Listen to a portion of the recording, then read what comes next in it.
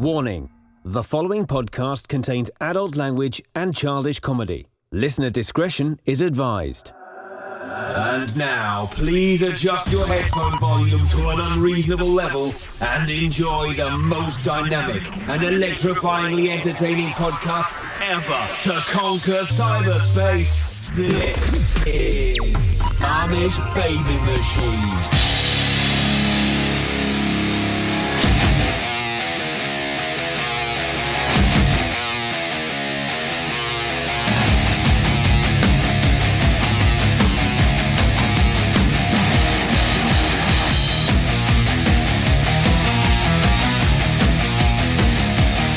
Hello, friends, and welcome to the most powerful podcast ever created, the Amish Baby Machine Pop Culture Podcast starring me, Dags. Today we have a powerful episode, and as always, across this powerful oaken desk is DJ Micah Rez. What's up, Dags? How you doing? What's going on? We're excited. This is our unofficial 100th episode. Unofficially, we're 100 episodes old. It's actually... I've recorded hundreds of episodes, but we had powerful EMPs back in the day, and we had our podcast on different platforms, different servers, different VIC-20 computers.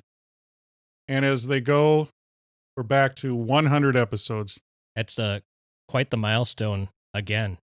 So, I mean... Thank you, Mike Rez. You're welcome. That's like the most powerful thing I can think of.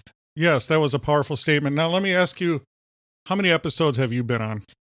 I believe this is 16, 15 or 16. Whoa. I think I jumped on board at unofficial number 84. Congratulations. Yeah. Hey, thanks. Yes. I appreciate that. And I saw on social media that you were promoted to assistant manager. Congratulations. Yeah, I'd like to thank everyone that's made that possible. The Flock of Amish, thank you very much. Dags, thank you. I'm hoping that picture becomes a inspiration for others to reach milestones like assistant manager of Amish Baby Machine. Yeah, it reminds me like when you go into a grocery store, they always have a picture of the store manager up there. It's awesome. That's exactly what I was thinking too. I was like, wow, what a picture. I can get that one framed and put this on the wall. Your name tag hasn't come in the mail yet. No, I owe you like $12 for that too, right? Yes. Powerful episode today. Thanks for tuning in, guys. Thanks for joining. If you're new to this show, what it is, it's me and DJ Micah Rez. We talk about pop culture. We go off on powerful tangents. We're going to be talking about beverages today. Today is a powerful episode. We're going to talk about the Russian submarine disaster, the Kursk horrible disaster. 118 submariners perished in the murky depths of the Barents Sea. More happy news. We got powerful beer reviews. Song of the day. It's going to be a great show. Today I featured a powerful beverage for Micah Rez here. Tell the fans of Flock of Amish what you're enjoying. This is a Rockstar Thermo. It performance energy. It has 1,000 milligrams of BCAA aminos. What'd you call them? Block aminos? 1 gram of branched chain amino acids. All right. You're a big amino acid brain. So what is an amino acid and why are branch chain amino acids so important? Amino acids are the building blocks of life. That's all you need to know. Wow. Powerful. Yeah, it's got CoQ10, which I'm a big fan of. Yes, I tried to get CoQ11 for you. They were sold out. Oh, damn it. B vitamins, which we all know is good for pollinating. Yes. Green tree extract. My favorite trees are green. It's gluten-free for all your glutens out there.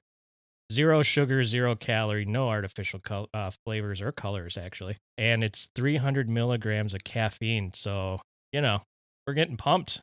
It is powerful, yes. It's a highly caffeinated beverage, much like this episode. Highly caffeinated, full of power. I forgot to tell everybody the flavor name, Tropical Fire. Yes. It's good. Tastes Thermo. good. Powerful. I can taste, you can taste like beverages and food that are sugar-free. You can tell this is sugar-free, but it was really good. Excellent. Did you enjoy the whole can already? I did, yes. Whoa. It's yes. Empty. That was powerful sound effects. That wasn't added. What is that? The AMSR or AM radio where those people make all the mouth sounds and get everyone all turned on? Oh, yeah.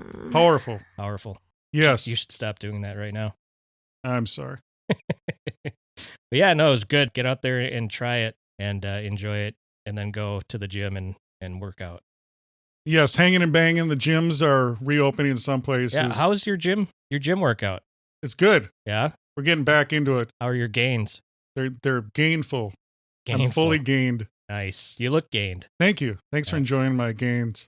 Welcome. It's that shirt. You're It is. filling It's that shirt up pretty nicely. Yes, thank you. It's a powerful Hawaiian shirt. Yep. I love it. It reminds me of summer. Reminds me of my days on the big island of Hawaii.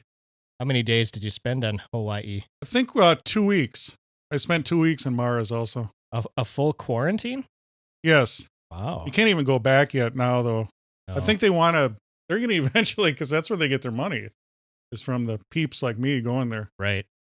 I had a friend who moved there once, and she had to quarantine her dog for a while because they do not have any rabies in Hawaii and any of the islands. So if you move there and you have a dog, your dog gets quarantined for months on end just to make sure that they don't have rabies. Was the dog's name Toto? It should have been. I can't remember the name of the dog. It was a bulldog, though. Beautiful dog. Yes. So too bad it had to be quarantined for so long. I'm sorry. Well, hey, it wasn't my dog. We're talking about beverages. You enjoyed that Rockstar Thermo. Yes. And we also enjoyed an adult beverage. We always enjoy the adult beverage. And the one that I enjoyed the most, actually, I enjoyed quite a few. We've been gone for a little while. Yes, we had a week off to enjoy the United States of America's birthday, July 4th. What did you do on your time off from the Powerful Podcast? Oh, what didn't I do? We had family over. I grilled some burgers, some wieners, ate a lot of fruit, and then ate a lot of other crap too. Excellent. What about you? I enjoyed the cookouts. I enjoyed some boating. Boating. I was on the St. Croix River. That's how you pronounce it in French. Oh, yes. Perfect French. Yes, it kind of feeds into the mighty Mississippi. Yes. So I enjoyed some boating. Nice. Wonderful. You're on a boat? What's that? You were on a boat? No, I wasn't on the boat. I just enjoyed boating. I just watched the boats go by. No, I actually, nice. I had a grappling hook. Did you? And the nicest boat that went by just snuck on board. Did I you got go, on. like at night? Snuck on? Yes. Oh,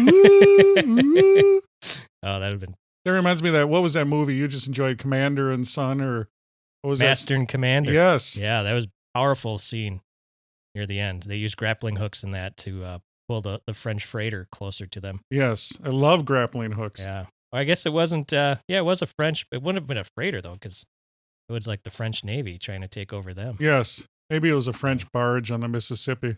Yeah. Great movie, by the way. And I think I mentioned on Twitter, it's better to watch it on TV than on DVD. For some reason, the DVD audio is really quiet.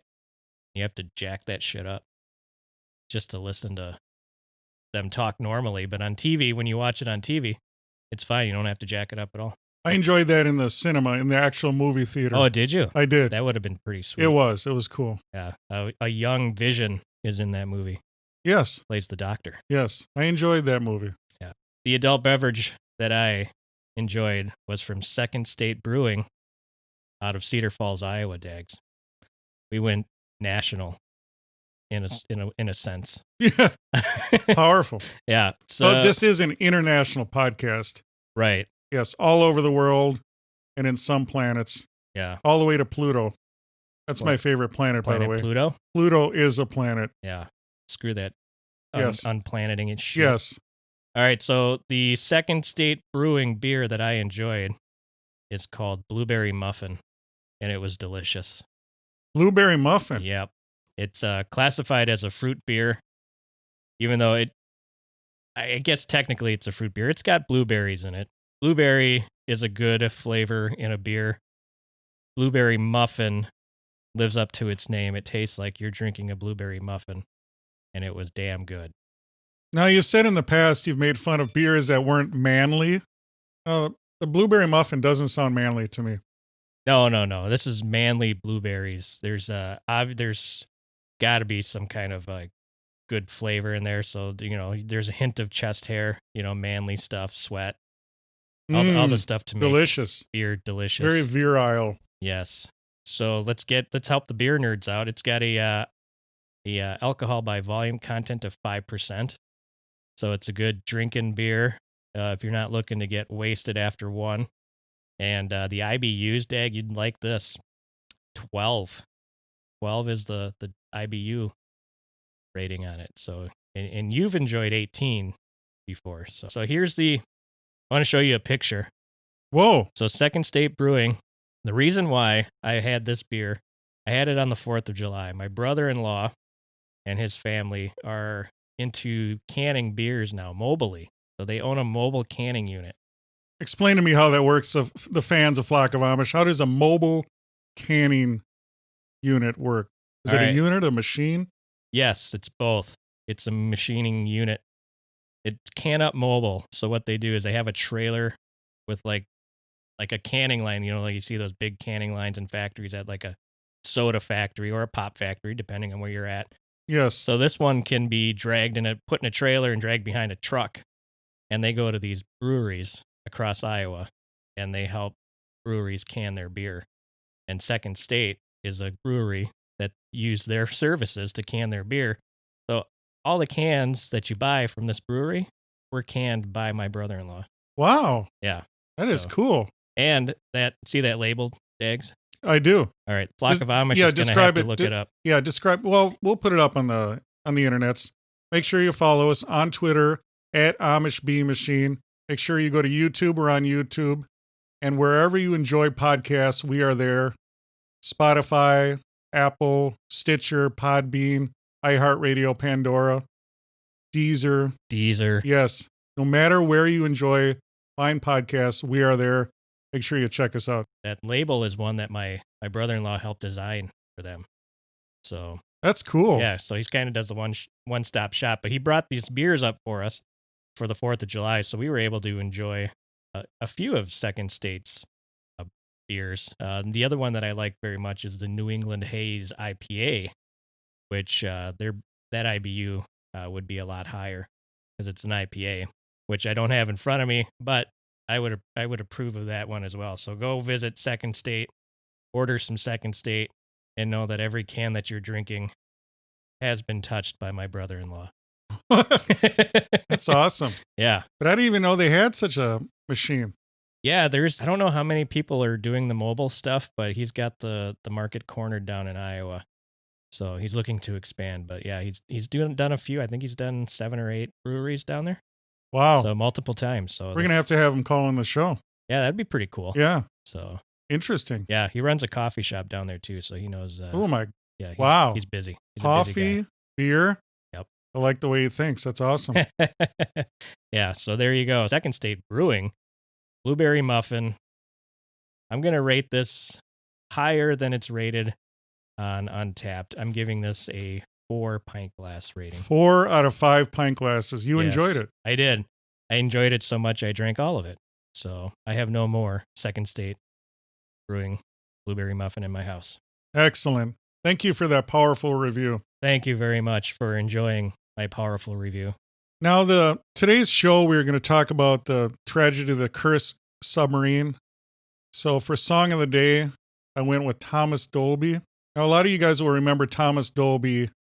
He invented noise reduction. What's your favorite Dolby noise reduction? Mine is C. C? You like C? I do. I'm more like a D. Dolby D. Dolby D. Sweet. Nobody knows. I don't know. Nobody knows. So Thomas Dolby, his most powerful song was Blinded Me with Science. Powerful song. He also did a song about submarines. Now, DJ Micah Rez, I know you have some powerful factoids on that song. Yeah, so one of our submarines by Thomas Dolby was released and recorded in August of 1982. And amongst the hardcore Thomas Dolby fans, this is one of their favorites. It was originally written for... Can you take a guess? Written for? Think of 80s... I was going to say think of popular 80s bands back then, but there were so many of them. I'll give you a hint. Give the fans of Flock of Amish three bands. One is right, two are wrong. Ooh, okay. Wham, Thompson Twins, or Bananarama. Wow. Definitely Bananarama. No. No, I know. Yeah. Thompson Twins. Powerful. Yeah. Can you imagine, though, if Wham or Bananarama recorded? I love Bananarama. Or the Thompson Twins, for that matter. Venus. Yeah. Venus. That's the name of the song. No, I do love saying it wrong. I enjoy the Thompson Twins. I enjoy Doctor Doctor, which is another mysterious song. Right. Yeah. So Thomas Dolby recorded this. The inspiration for this song came from Dolby's late uncle, who died as a submarine crewman during World War II. He was actually in charge of the British Navy World War II submarine, the P-48, which was a U-boat from World War II. He was second in command, actually. He thought Thomas Dolby was under the impression that it ran aground during like a military exercise. But as he's gotten older and the Navy has declassified some documents, it has been come to everyone's attention that they were actually depth charged by an Italian motor torpedo boat on Christmas Day, 1942. The U-boat that his uncle was on a mission to destroy an enemy ship convoy, which they believe they did. And then on the way back, they were depth charged by an enemy ship, Italian ship. So this was a British sub? Correct. Okay. Yeah, the P-48. Because when you said U-boat, it threw me off. Like I was thinking. Written on behalf of his uncle, Stephen Spring Rice. That was the name of Thomas Dolby's uncle. And he passed away from the Italian depth charge. Yes, everybody on board passed. Wow. From that depth charge. Yeah, submarines are very mysterious. They are. And you have to be a brave young man to be a submariner. I've been on a submarine as a guest on a Los Angeles class, I believe, submarine. Really? And when you think about a submarine, you think about all cool and high tech. But when I went in there, it's just like a boiler room. And it's...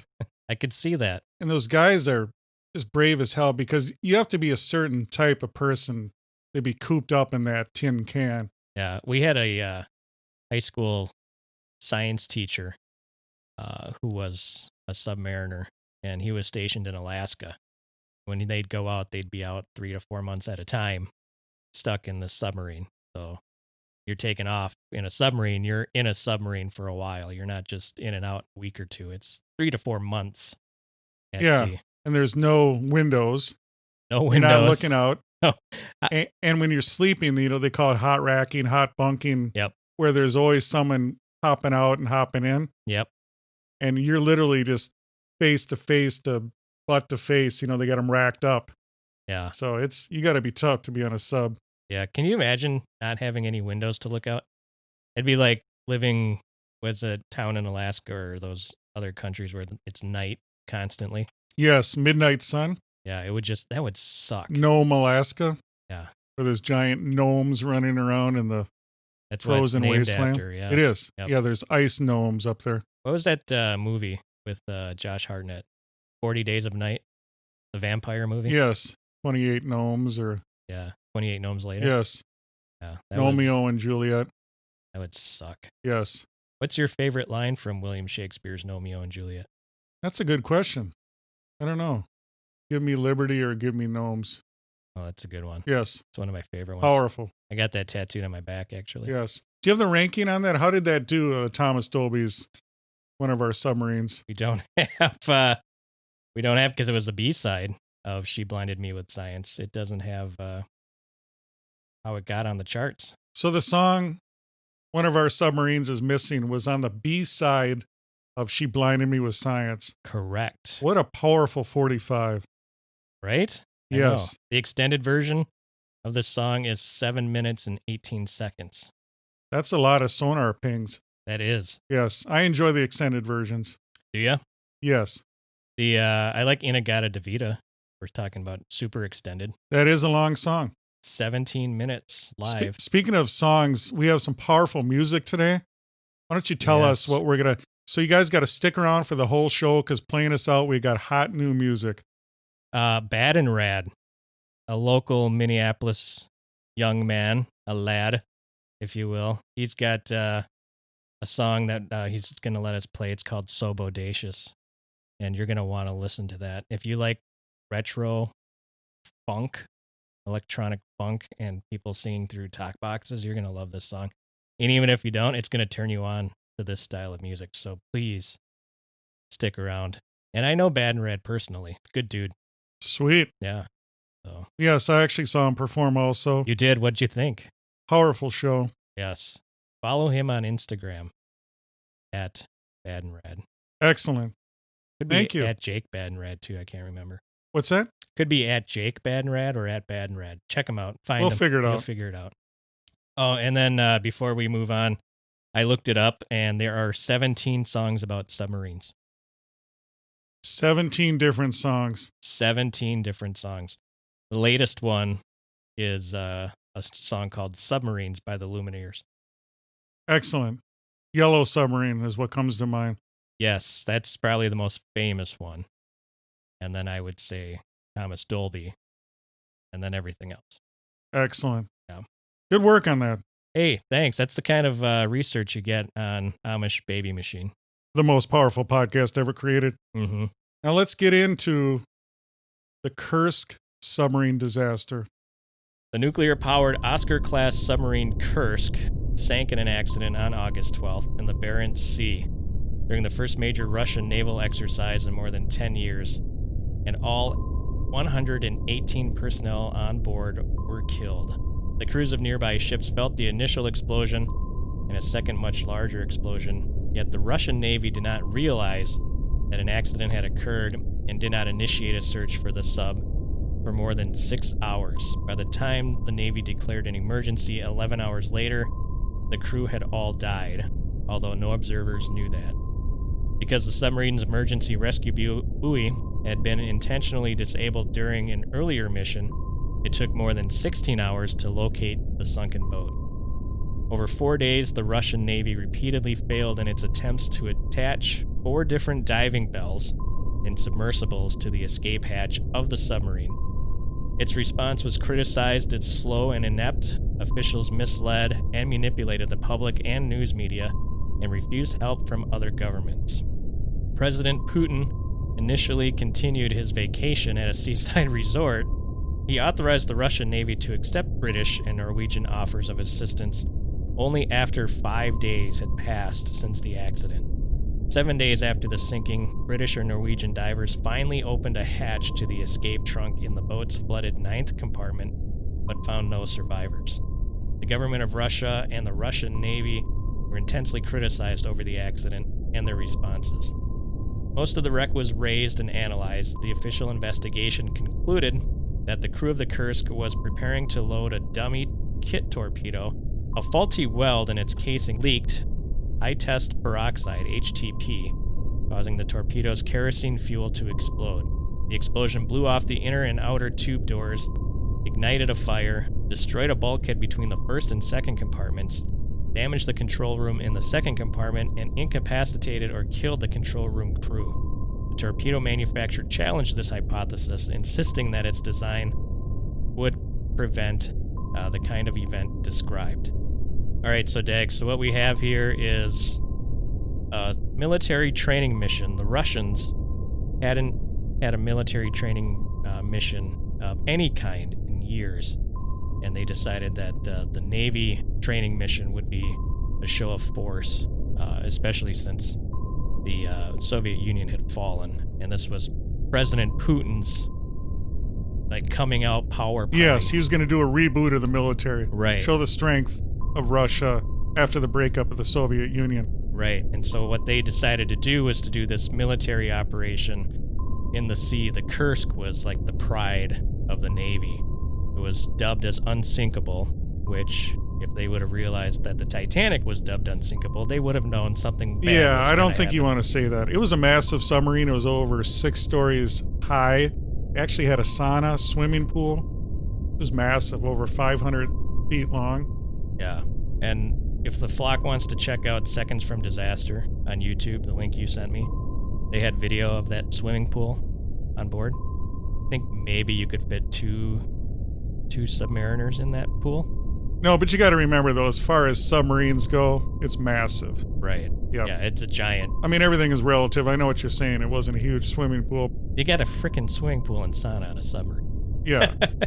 I mean, it just goes to show you. It may have been a little bit of like bragging and showing off that look what we can put on this thing. So let's talk about what happened. So initially, one of the torpedoes, they think it was a leaky weld, so the hydrogen peroxide seeped out of it, and then it spontaneously combusted the kerosene. Initially, what they found when they finally realized that it was something to do with the torpedoes, and we'll go over some of the other things they thought as well, but the torpedoes were the culprit to what happened. So in the shipment of torpedoes, there was 10 torpedoes that arrived from this order that the Russian Navy ordered.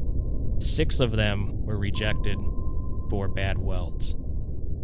The one that they used as their test torpedo was never inspected for weld damage because it was a test torpedo. A dummy. Right. So they weren't concerned about it. They weren't concerned about it. They didn't want to check it out. What had happened, though, like you said, that this torpedo with their high test peroxide, HTP, was leaking because of one of the bad welds. And what this chemical will have a reaction to either other metals, water, or rust.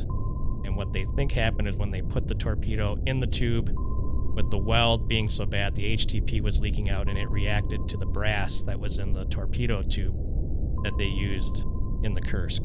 The irony is the actual fuel has more explosive power than the warhead of the torpedo. Right. That'll give you an idea how much power we're talking about. Yeah.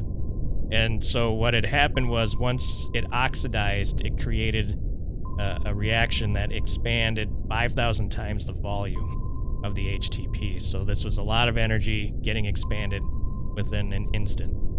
And the way submarines are designed, the blast is supposed to go out the torpedo tube, but they also think that there was dirt on the seal of the door, the torpedo tube door, that prevented a complete seal, which let the explosion come back in the torpedo room. Wow. It's like a barrel of a cannon. Right, exactly. And killed everybody in that room instantly. There was no chance for anybody in that room to survive. So that was over within a split second. And I think that's the way I want to go. If I'm going to die, I want it over. Yeah, those poor guys, at least they were taken out immediately. Right. Because I know the Americans and NATO, the British, they stopped using torpedoes with HTP because it's so dangerous. Right, and there was a big incident in the 50s with the British submarine. Yeah, HMS Sidon, where 13 sailors were killed. Right, and that everybody stopped using HTP torpedoes except for the Russians because it was cheap to buy, so they just wanted to buy cheap and inexpensive, but more explosive and volatile. So after that explosion happened, so this was something else that stuck out to me. So it's Russia. They're buying torpedoes on the cheap. This is their number one star in their submarine class and in the Navy, but they built it on the cheap as well. So they have this ventilation system that's connected or that runs through the first 4 bulkheads, first 4 compartments.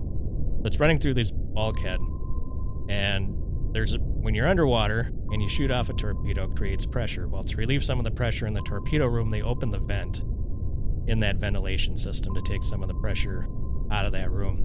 But when that explosion happened, it also shot through the ventilation system and got into the first 4 compartments.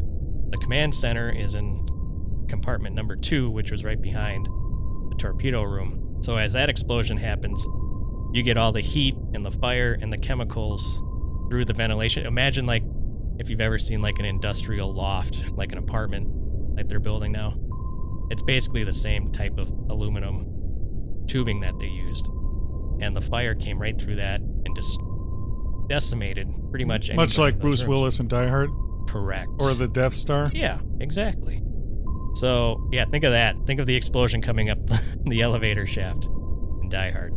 So that took out the command center. I think they said they had about 30 to 40 seconds to survive. Not enough time to hit any type of emergency alarm or anything, which caused a lot of confusion because that's where actually the commander of the submarine was too. And so he was taken out pretty quickly as well.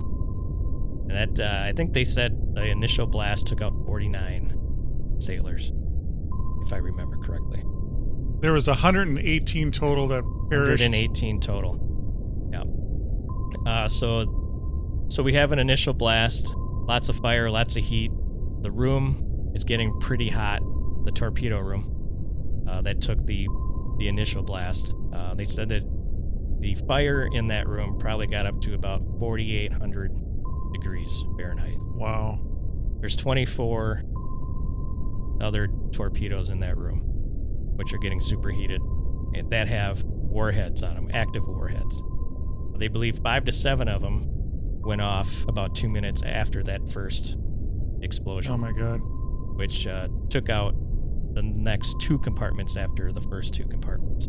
So killing everybody but 23 on board. Massive explosion that actually showed up on earthquake seismographs. Yeah, I think they said up to 1,500 kilometers away. So like Sweden picked up the blast on their seismographs. Yeah, I heard one of the Russian ships actually shook from the explosion. Right, yeah, I think all the ships around them felt the blast, but they didn't know what it was.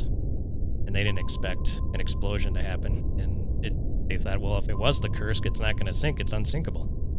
So after that explosion, the second explosion, it ripped a 22-foot hole in the hull of the boat or the submarine, which filled it with water, obviously, and sank the sub. And that's where it kind of sat for a while. The other 23 survivors quickly ran back to the 9th compartment. Well, we should back up because there's 2 nuclear reactors on this submarine. There's a guy in charge. His only job is to monitor the nuclear reactors. I can't remember. Do you have his name? I can't remember his name. Dimitri. And the second blast, so there's some shock absorbers underneath these nuclear reactors that absorb the blast initially, but he knows something's coming and it's not good. His job, I don't know if you could do this job. So his fate is tied to those reactors. He can't leave until he knows those reactors are good. So what he does is after the first initial blast is he locks himself in his compartment, knowing that he can't leave and no one can get in to help him if something goes wrong. After the second explosion, he immediately shuts down the reactors, pushes a button, the fuel rods go up, cool down the reactors. Those nuclear reactors are no good anymore. But because of that, they think he stopped a second Chernobyl, basically. It's amazing how brave these guys are. Yeah. And it's also amazing that that's a well-built sub. Mm-hmm. If you're talking 5 to 7, 8 massive torpedoes detonated. Right, I think they said 500 times the amount of one TNT explosion was what rocked that submarine the second time. It's amazing, yeah. And 23 submariners were still alive after those massive explosions. Correct, yeah. So those 23 guys, they run back to the 9th compartment. And speculation is, because I think they found their bodies with their orange suits on, like their safety suits or whatever. And for people that watch The Deadliest Catch know that those suits are designed so people can find you if you're floating in the sea. If your ship sinks or whatever happens, you're easier to spot from the air. So what their training is to get those suits on and to wait for either a ship to be above them. So you don't want to open the safety hatches until you know someone's going to find you. Otherwise, you're just floating into the ocean where nobody knows where to look for you, and you're probably going to die or freeze to death. Yes. So they're waiting for a ship or one of these submersibles to attach to the hull, which doesn't happen, mainly because the Russian Navy waits and waits and waits. I think they said, 11 hours? Yes. Before they even alert anybody? Yeah, because they're too scared to say something's wrong because they'll get in trouble for it. Right, which that shouldn't surprise you based on, I don't know if did you watch that show Chernobyl? I on did. HBO. Okay, so when that exploded, they waited and didn't want to believe that the core exploded. And look how long it took for them to actually do something about it. Yeah. And once again, the poor people, the firefighters Right. that showed up. Yeah. So the Navy decides, I think they said when it initially happened, everybody checked in except for the Kursk, but they figured it was not a big deal at the time. And then when they realized that it was the Kursk, I think the one guy in charge of the radar on the big cruiser that everyone was pretending to blow up was the guy who said, well, I got this sonar ping 12 hours ago in this location. Maybe that's where it's at. And it still took them a while to find it, and then days to even come up with something, because their two best submersibles that the military had were actually being loaned out or rented out to search the Titanic wreckage that they found. So they weren't even available. They had 4 other submersibles that were not that great. And one of the stories I read said that they damaged 3 of them, taking them in and out of the sea. So the training that even those Navy personnel had wasn't that great, because they were damaging their own equipment as they were trying to use it. So there was 23 sailors still alive, submariners. Mm-hmm. One of them wrote down the names of the 23 members that were alive, and then wrote a letter to his wife kind of explaining what had happened. Now, they know there was a letter. The letter has never been declassified. The Russian Navy has kept that a secret, so nobody knows what he wrote on that letter. They just know that he wrote a letter, plus he wrote down all the names of everybody that was in in that compartment. That's how they know there was 23 survivors that survived the 2 blasts. What they think happened in that compartment was they would have had enough food and oxygen to last 8 hours before they started running into trouble. But with 23 people in there, they were thinking that the oxygen was starting to run out a little bit faster, because it wasn't designed to have 23 people in that compartment. Plus they had these air scrubbers that was designed to take some of the carbon dioxide out of the air. But those air scrubbers couldn't touch oil or water, because they would react in a not so great way. Yeah, so they think the chemical had contact with the oily seawater. Right, so as these air scrubbers are being used up, they're trading the old one out, putting a new one in, and they think that after so many hours, being tired, lack of oxygen, maybe one of the sailors dropped one, and it hit the water, which had oil in it, and then the fire just ate all the oxygen up, and then they perished in that fire. Because there was evidence of a fire once they got inside the submarine to that compartment. Yeah, just a horrible story. 118 submariners, sailors perished Right. in the Barents Sea. Yeah. You'd think that if they would have reacted fast enough, maybe they would have been able to save the other 23. But you never know. Like I said, the equipment they had wasn't their best equipment that they had available. And then, like I said, it took them 5 days to ask for help from other countries, even though other countries were offering help right away. Yes, I know Great Britain and some other countries have. I think Norway. Yes, Yeah. Norwegians have powerful rescue subs. Yeah, and I think the Norwegians were the ones that found the hatch, but they weren't allowed to go in right away. And then the Russian government finally said they could try it, but one of the stories I read was you have to open it counterclockwise, but they didn't tell the divers that, and so they were like, for days they didn't tell them. So the Norwegians were like, we can't even get in, but the Wow. Russians didn't want to tell them that it opened counterclockwise, because they thought that was giving away military secrets or something stupid. Unbelievable. Yeah, a couple of the reasons why what they thought happened, just to kind of tidy it up and get the investigation done quick. They thought that because at the time it was the Chechnyan Civil War was going on, and there was a lot of suicide bombings from Chechnyan that were bombing parts of Russia, and one of the the Navy seaman was from that area, was from Chechnya. And he was in the torpedo room. So the initial findings from the government was that he sabotaged the whole thing and somehow planted a bomb or detonated a torpedo. And then that was found to be not true. They went back to see his background and realized that that's just not who that guy was. And then as the other findings came out, that finding kind of evaporated. The other thing that they thought, so when Russia would do military exercises, NATO submarines would also be in the water too, and they wouldn't hide the fact that NATO submarines were in the water monitoring those exercises, because they've had experiences or instances where NATO submarines hit Russian subs. So, and we're talking British subs, U.S. subs, and so that was the other finding when the terrorist story didn't pan out. Then they said, well, we got rammed by a NATO sub, and that's probably what sank it.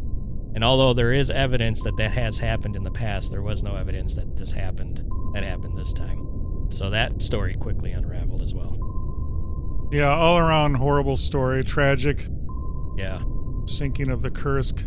Seems like another accident that could have been not so miserable if people would just not be and so then prideful. after the fact, they lied to the families, didn't tell them the truth. Correct.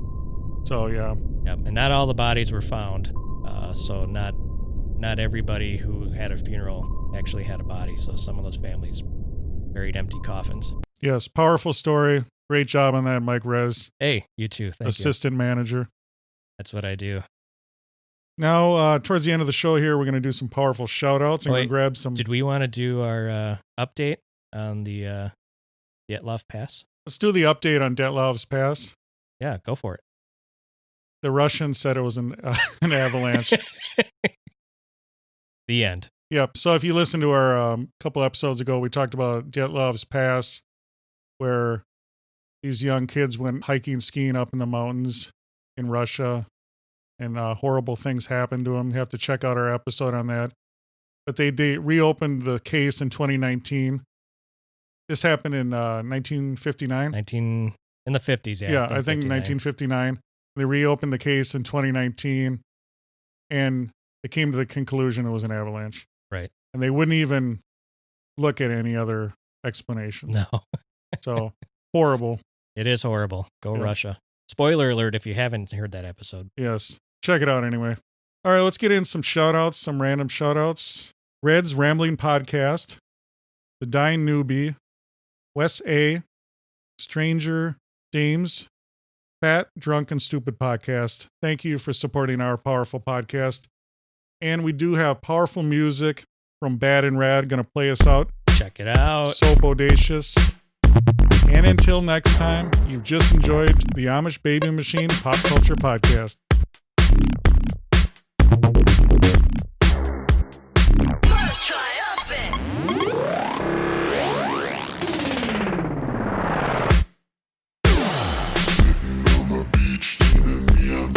She's like a genie, getting wishes to the boys that she meets. She's got a boombox blasting her favorite beat. The way she moves, the way she grooves, I can't handle it. Bogus. Sweet, sexy, steamy, sipping vodka martini. The kisses as they dripping down over their feet.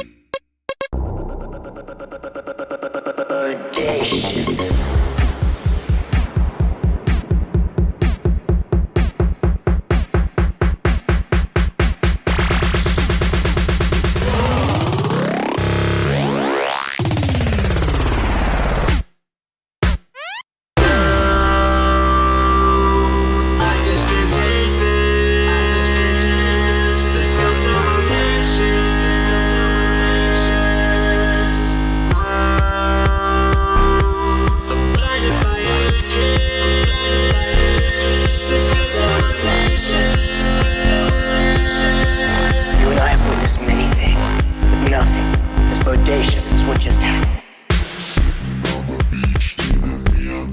She's like a genie, getting wishes to the boys that she meets. She's got a boombox blasting her favorite beat. The way she moves, the way she grooves, I can't handle it. Bogus. Sweet, sexy, steamy, sipping vodka martini. The kisses as they dripping down